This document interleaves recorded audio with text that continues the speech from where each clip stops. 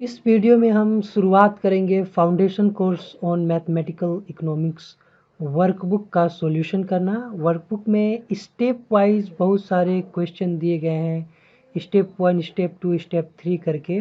तो एक स्टेप में मल्टीपल क्वेश्चन है, 10, 15, 20, 25 इस तरह करके। तो हर स्टेप में जब आप आगे बढ़िएगा, एक स्टेप से आगे बढ़िएगा, तो आप क्वेश्चन लेवल थोड़ा डिफ़िकल्ट होता जाएगा। और ये जो शुरुआत होगी इसकी बहुत ही स्क्रैच से होगी। तो इसमें हम क्या करेंगे, स्टेप 1 को देखेंगे। स्टेप 1 में बहुत ही इजी क्वेश्चन होंगे, लेकिन जैसे जैसे हम अगले वीडियोस में स्टेप 2 करेंगे, 3 करेंगे, क्वेश्चन के लेवल की डिफ़िकल्टी लेवल बढ़ती जाएगी और धीरे धीरे आप इकोनॉमिक्स के जो कॉम्प्लेक्स क्वेश्चन है जो मैथमेटिकल इकोनॉमिक्स से रिलेटेड है उसे भी आप समझने में सक्षम होंगे। तो चलिए देखते हैं कि इसमें क्या है। और इसका जो मीडियम होगा बताने का, मैं बात जैसे मेरा कम्युनिकेशन लैंग्वेज हिंदी ही होगा, लेकिन जो कोर्स का लैंग्वेज होगा वो अंग्रेजी ही रहेगा, इंग्लिश ही रहेगा। तो चलिए स्टेप 1 में देखते हैं क्या क्वेश्चन है और उसे सोल्व करने का प्रयास करेंगे। तो आप यहाँ देख सकते हैं कि स्टेप 1 जो है उसमें एडिशन है, यानी कि यहाँ पे जो एडिशन है वो अलजेब्रा का एडिशन है, अरिथमेटिक का नहीं है। क्योंकि अरिथमेटिक का जोड़ घटाव लगभग सब जानते ही हैं। क्योंकि अगर नहीं जानते हैं तो वो शायद किस इकोनॉमिक्स पढ़ ही नहीं रहे होंगे, क्योंकि इतना नॉलेज तो उन्हें होगा ही। तो यहाँ पे हम अरिथमेटिक का जो एडिशन है उसे देखेंगे, और हो सकता है ये भी ज़्यादातर लोग जानते ही होंगे, लेकिन फिर भी एक रिव्यू के लिए देखना ज़रूरी है, क्योंकि कुछ चीज़ें होती हैं जो आपके दिमाग से निकल गई होंगी या आपके ध्यान में नहीं रहा होगा, इसलिए इसको रिव्यू करना ज़रूरी है। और मैंने देखा भी है कि बहुत लोग इसमें गलती करते हैं, क्योंकि बहुत लोगों ने बहुत दिनों से मैथमेटिक्स नहीं पढ़ा है, तो उनके दिमाग से ये सब बातें उतर गई है। तो देखते हैं, सोल्व करते हैं। हर क्वेश्चन अपने आप में कुछ अलग ज़रूर है, उसे मैं आपको बताते जाऊँगा। तो सबसे पहले आप यहाँ पे देख सकते हैं कि 2x और 3x दिया हुआ है। तो जब आप 2x 3x को जोड़ेंगे तो आप इसे 5x लिखेंगे। अब इसे समझना ये है कि x और x एक वेरिएबल है, और ये अलजेब्रिक एक्सप्रेशन है, और ये भी एक अलजेब्रिक एक्सप्रेशन है। तो दोनों अलजेब्रिक एक्सप्रेशन में सेम वेरिएबल x दिया हुआ है। तो जब सेम वेरिएबल होता है अलजेब्रिक ऑपरेशंस में, तो आप उन्हें जोड़ सकते हैं या उनमें घटाव हो तो आप घटाव भी कर सकते हैं। अलग अलग में नहीं कर सकते हैं, वो आगे मैं बताऊंगा। अब यहाँ पर भी देखिए कि x प्लस 5x दिया हुआ है। तो यहाँ पे जो जानने वाली बात है, x जो यहाँ पे देख रहे हैं आप दिया हुआ है, इस x का मतलब है 1x। तो 1 यहाँ पे हिडन है, वो लिखा नहीं जाता है 1। तो यहाँ पे जब भी आपका एक्स वाई लिखा हो तो आप उसे मानिए कि 1x लिखा है, 1y लिखा है। तो इस तरह से जब इसे आप जोड़िएगा तो 6x आपका आंसर होगा। अब इसी तरह तीसरे क्वेश्चन में आइए। अब यहाँ पे सिर्फ दो ही एक्सप्रेशन थे, अलजेब्रिक एक्सप्रेशन। यहाँ पे 4 टर्म है। सॉरी, मैं अलजेब्रिक एक्सप्रेशन बोल रहा था, लेकिन आप इसे टर्म भी बोल सकते हैं कि एक अलजेब्रा का टर्म है, ये अलजेब्रिक टर्म है। तो आप इसे सिनोनिमस ही माने, क्योंकि अपने आप में ये अलजेब्रिक एक्सप्रेशन है, और ये पूरे को भी आप एक अलजेब्रिक एक्सप्रेशन कर सकते हैं। जो भी हो, इसमें 4 टर्म्स हैं और चारों में सेम वेरिएबल है, तो आप इसे जोड़ सकते हैं। यानी कहने का मतलब है कि जितने भी टर्म हो, अगर उसमें सेम वेरिएबल है तो आप सबको जोड़ सकते हैं। और यहाँ पे आप देख सकते हैं जब आप इसे जोड़ेंगे तो आई थिंक 16x आएगा। हो सकता है मेरी कैलकुलेशन में कभी एरर हो जाए, लेकिन कंसेप्ट जो है आपका वही रहेगा।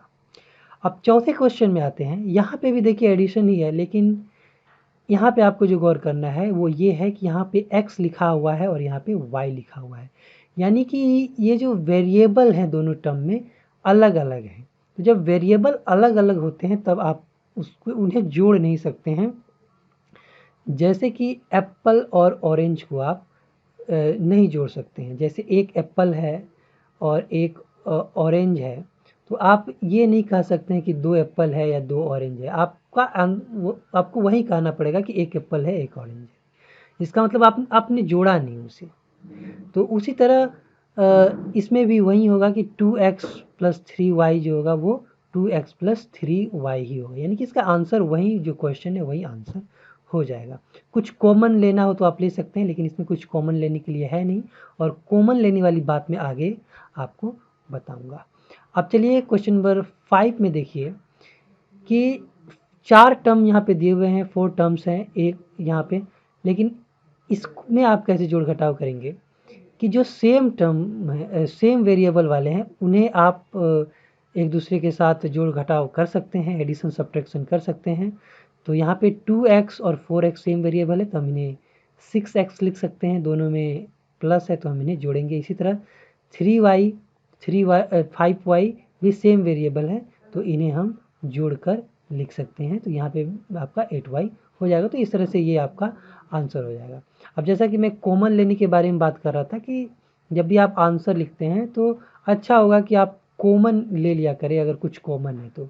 अब यहाँ पे आप देख सकते हैं कि 6 जो है इसमें क्या है 2 इंटू 3 है, और 4 क्या है 2 इंटू 8 क्या है 2 इंटू 4 है।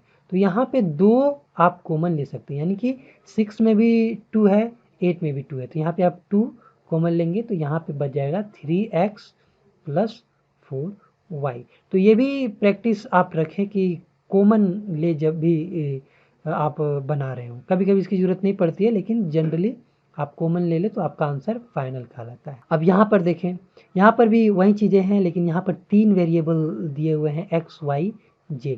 तो यहाँ पे आप देख सकते हैं कि 2x है, 5x है, तो हम इन्हें जोड़ सकते हैं क्योंकि ये सेम वेरिएबल है। इसी तरह 3y 6y है तो इन्हें भी हम जोड़कर 9y लिख सकते हैं, और यहाँ पे 4z और 7z है तो इन्हें भी हम जोड़कर 11z लिख सकते हैं। जैसा कि मैंने कहा शुरू में ही आपको कि सेम वेरिएबल हो तो आप उसमें एडिशन या सब्ट्रैक्शन कर सकते हैं, डिफरेंट वेरिएबल में नहीं कर सकते हैं। तो यही आपका आंसर होगा, क्योंकि अभी आप देख रहे हैं कि तीनों डिफरेंट वेरिएबल के टर्म्स हैं।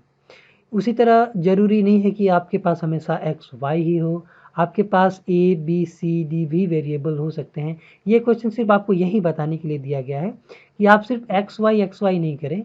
आप अलजेब्रा पढ़ेंगे तो आपको ए बी भी मिलेगा, अल्फ़ा बीटा भी मिलेगा, कुछ भी हो सकता है, तो उसे आप वेरिएबल ही कहेंगे। ऐसा नहीं कि वेरिएबल सिर्फ एक्स और वाई भी होते हैं, किसी भी चीज़ को आप वेरिएबल मान सकते हैं।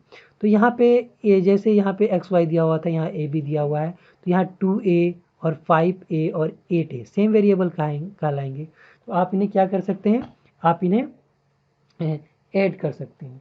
तो फाइनली जब आप ऐड करेंगे, जैसे आपने ए वाले को ऐड कर दिया तो आपका यहाँ पे 15a आ जाएगा, और फिर उसी तरह बी वाले को आज जब आप ऐड करेंगे तो जैसे यहाँ 3b है, 6b है, 8b है, तो 17b आ जाएगा। और उसी तरह सी वाले को ऐड करेंगे, जैसे 4c है, 7c है और 10c है, तो आपका 21c आ जाएगा। और ध्यान रखें कि कैलकुलेशन में हो सकता है कि लाइव में रिकॉर्डिंग कर रहा हूँ तो कैलकुलेशन में कभी कभी गलती हो सकती है, लेकिन जो कंसेप्ट है आपका वही रहेगा। तो इस तरह से ये आपका आंसर हो गया। यहाँ भी कुछ कॉमन लेने के लिए नहीं है तो हम यहाँ पे कॉमन नहीं ले सकते हैं। उसी तरह जैसा कि मैं बता रहा था कि वेरिएबल कुछ भी हो सकते हैं।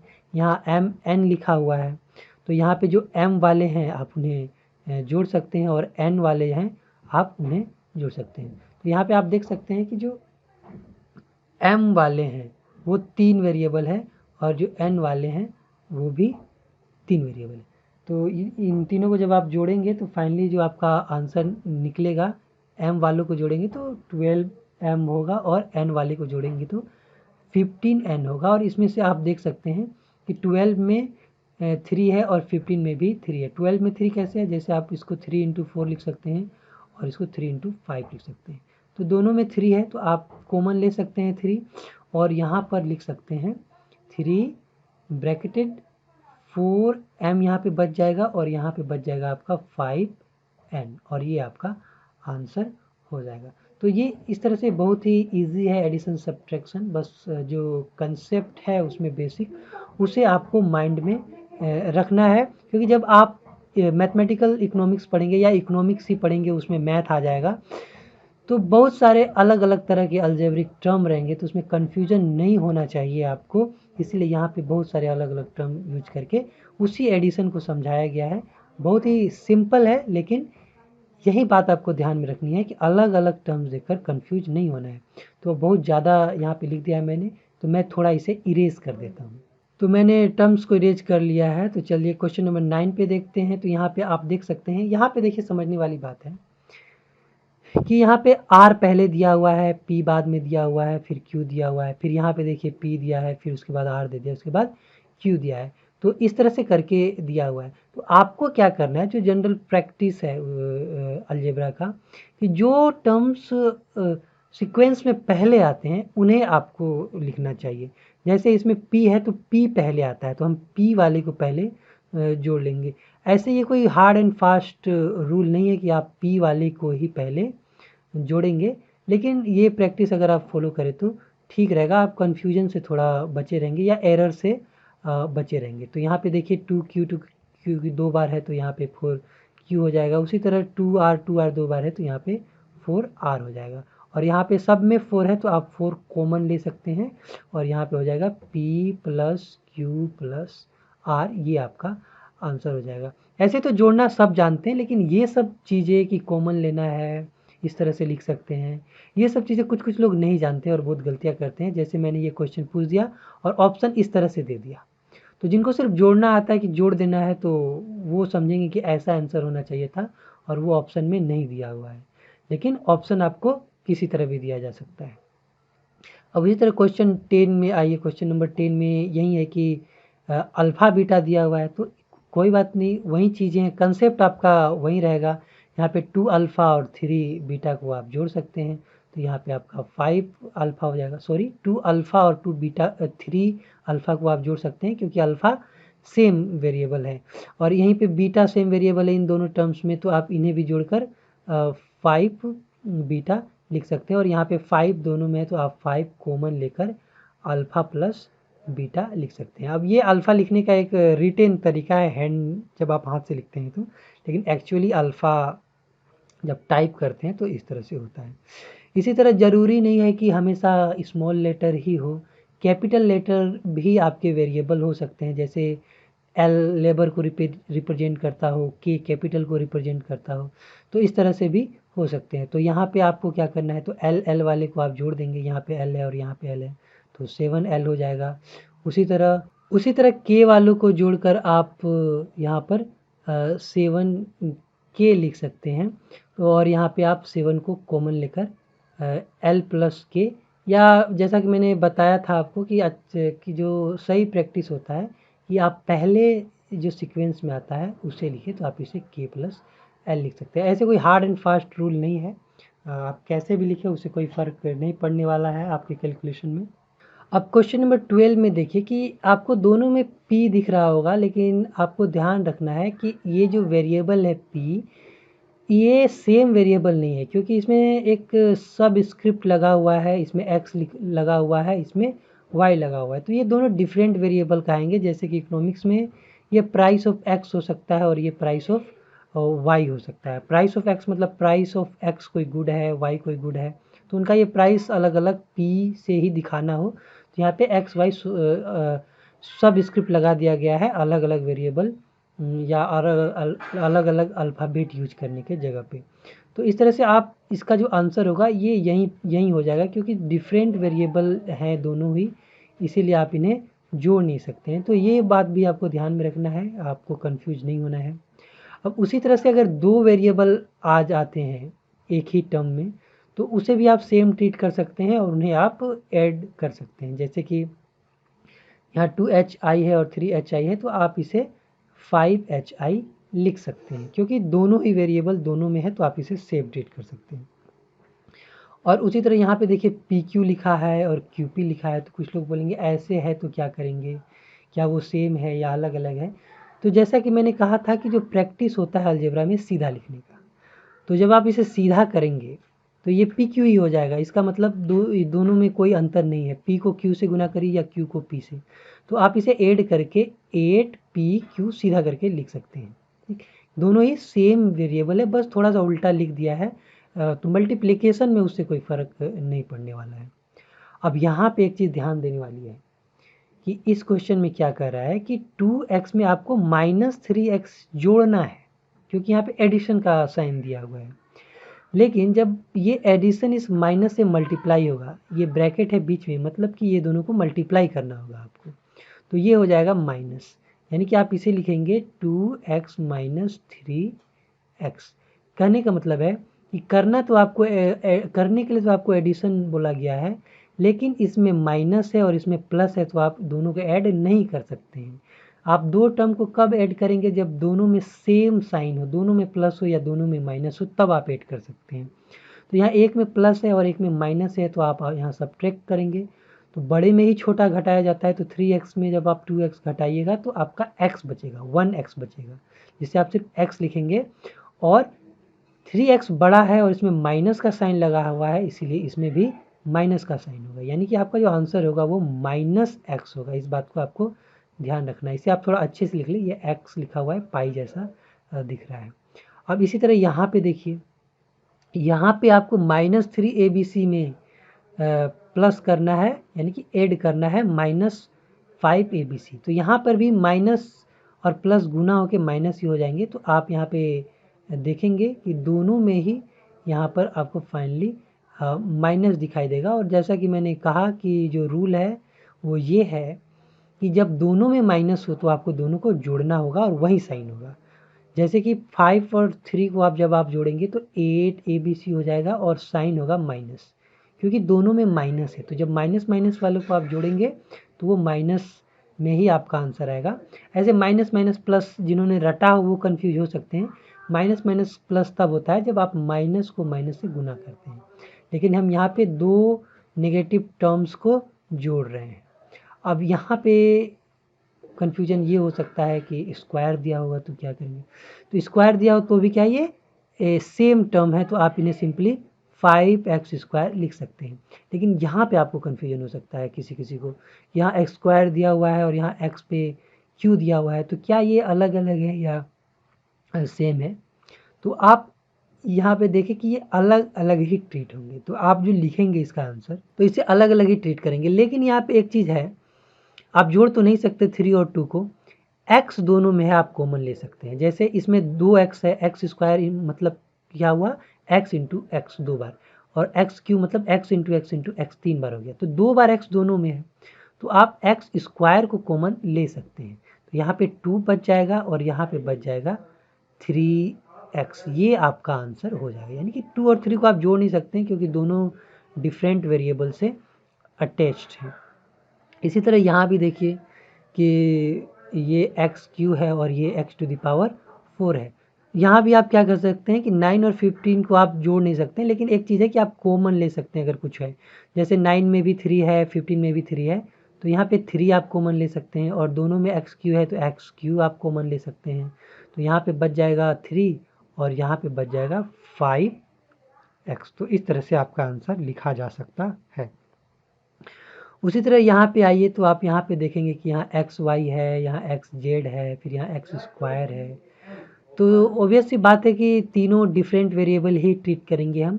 लेकिन यहाँ पे अगर कुछ कॉमन है तो आप ले सकते हैं, जैसा कि मैंने आपको हमेशा कहा कि कॉमन अगर रहता है तो आप ले सकते हैं। जैसे 12 में भी 3 है, 15 में भी 3 है, 18 में भी 3 है, तो 3 आप कॉमन ले सकते हैं। अब इसमें भी x है, इसमें भी x है और इसमें भी x है, तो x को भी आप कॉमन ले सकते हैं। और इस तरह से जब आप कॉमन ले लेंगे तो यहाँ पे 4y बच जाएगा, क्योंकि एक ही x था वो आप कॉमन ले चुके हैं। और यहाँ पे 5z बच जाएगा क्योंकि 3 और या इससे 3 और x आप कॉमन ले चुके हैं। और इसी तरह 18 में 6 बच जाएगा और यहाँ पे एक x बचा रह जाएगा, तो इस तरह से आप 6x लिख सकते हैं। मैं बार बार कर रहा हूँ, कैलकुलेशन में अगर कुछ मिस्टेक हो तो मुझे बताइएगा, हो सकता है कोई मिस्टेक हो, लेकिन कंसेप्ट जो है आपका यही है कि इस तरह से चीज़ों को करना होता है। अब बात आती है √2a प्लस √2a को आप कैसे करेंगे। तो यहाँ पे ध्यान रखना है कि a बाहर है, अंदर नहीं है, रूट के बाहर है। तो √2 और √2 को जब आप जोड़ेंगे तो इसे आप लिख सकते हैं 2√2। इसे कैसे जोड़ना है, जैसे आप a प्लस a लिखते हैं, इसी तरह √2 प्लस √2 आप उसे 2√2 लिख सकते हैं। ये यही होता है इनके जोड़ने का नियम। तो पहले तो आपने इनको जोड़ा जो कि एक वेरिएबल की तरह ही बिहेव कर रहे हैं, और उसके बाद आप ए दोनों से अटैच है तो ए लिख देंगे। अब अलग से ए जोड़ने की ज़रूरत आपको नहीं है, क्योंकि कोएफिशिएंट को ही हम जोड़ते हैं, वेरिएबल को नहीं जोड़ते, हम हमेशा वेरिएबल के कोएफिशिएंट को ही जोड़ते हैं। तो हमने कोएफिशिएंट को जोड़ा जो कि 2√2 हुआ, और ए जो कि दोनों में सेम वेरिएबल है तो हम इसे जोड़ रहे हैं। अब इसी तरह यहाँ पे देखिए कि 2p है, यहाँ पे √2q है, तो ऑब्वियस सी बात है कि pq तो जोड़ नहीं सकते आप।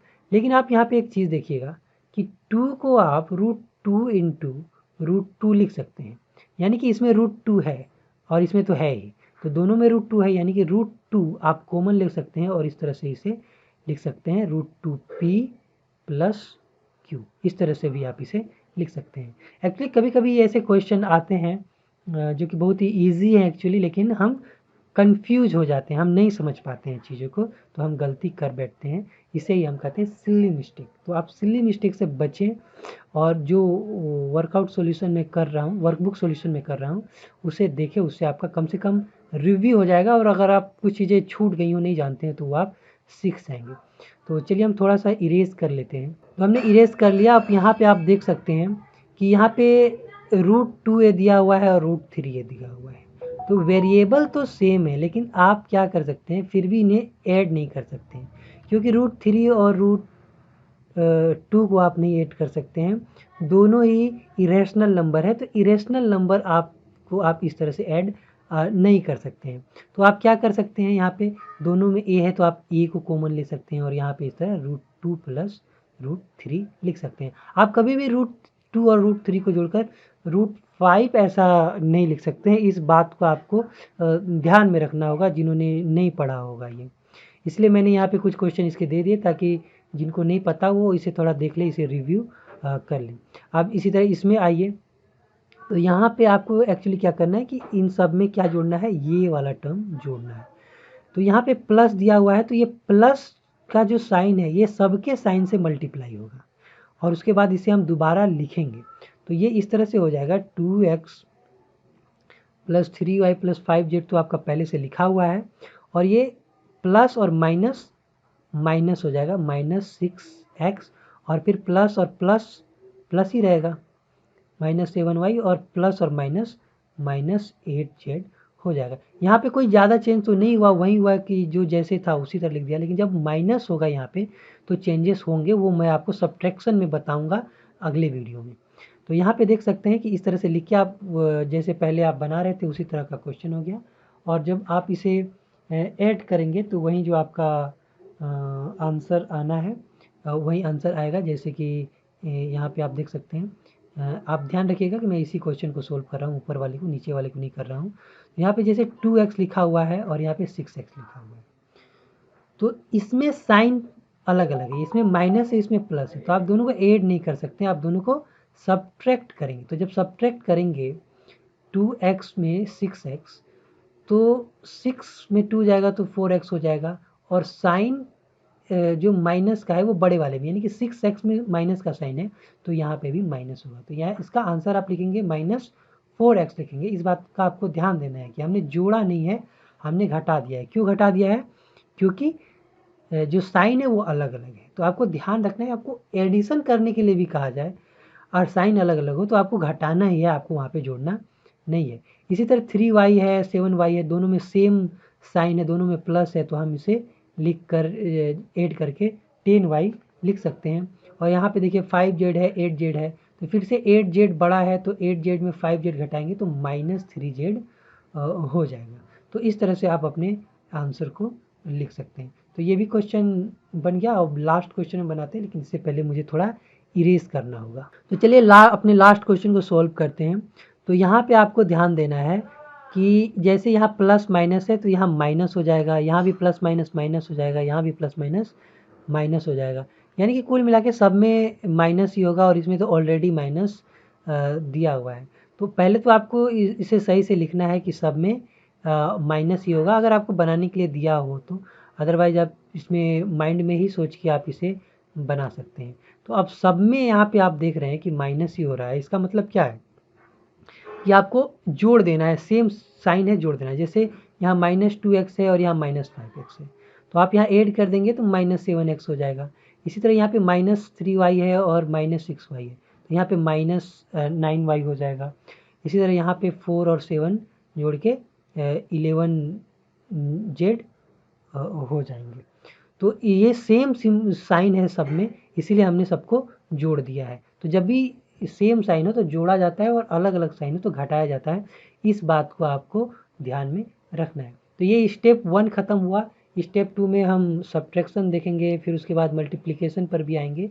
तो इसी तरह स्टेप वाइज हम मैथमेटिकल इकोनॉमिक्स को बहुत अच्छे से कवर करते करते बहुत ही ईजी से एडवांस लेवल पे चले जाएंगे। और अगर आपके पास ये वर्कबुक नहीं है तो आप गूगल क्लासरूम में जाएं और गूगल क्लासरूम से आपको ये वर्कबुक मिल जाएगा।